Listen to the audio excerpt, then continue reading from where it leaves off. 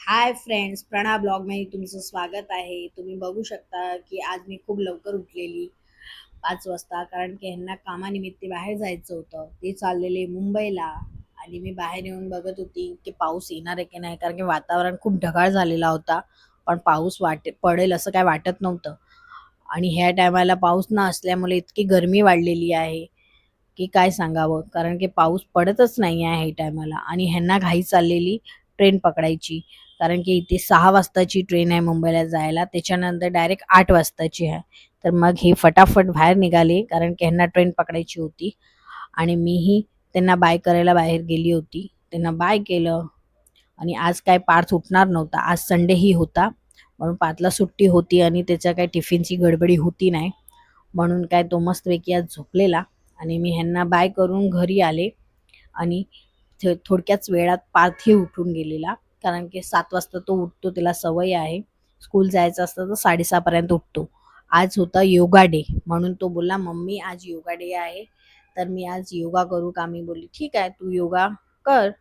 आणि काल त्याच्या स्कूलमध्ये योगा डे सेलिब्रेट केलेला, म्हणून त्याला थोडंफार माहिती होतं, म्हणून तो तसं तसं आपला मनाने योगा करत होता. त्याला हे नवीन नवीन काय करायला खूप आवडतं, म्हणून तो आपला आपला स्वतःच करत होता. मला त्याच्यासाठी काही जास्त एफर्ट घ्यावे लागत नाही. तो आपला स्वतःच बघतो आणि स्वतःच आपला करत राहतो. ते बघून मला खूप आवडतं.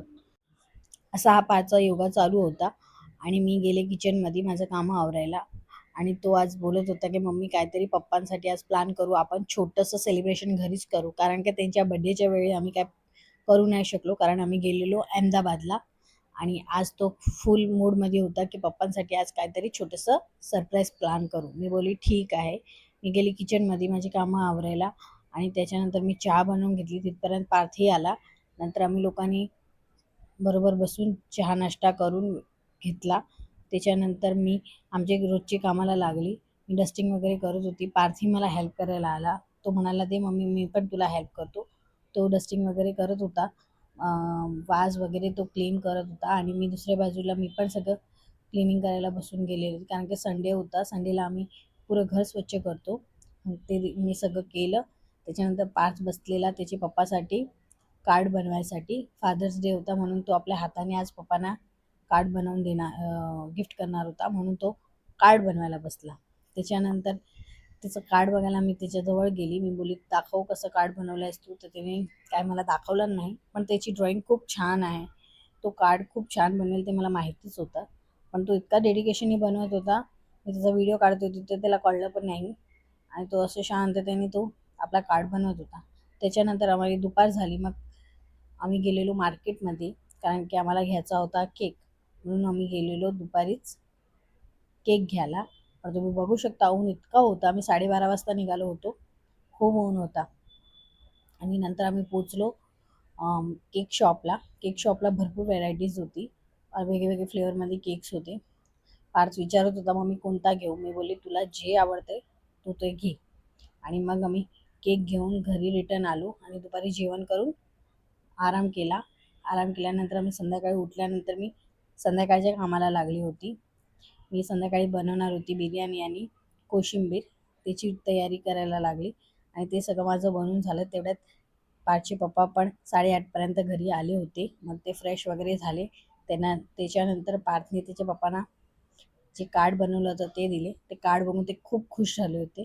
त्याच्यामध्ये त्यांनी मेसेजही लिहिला होता पप्पांसाठी. ते त्यांनी वाचून ते खूप खुश झाले.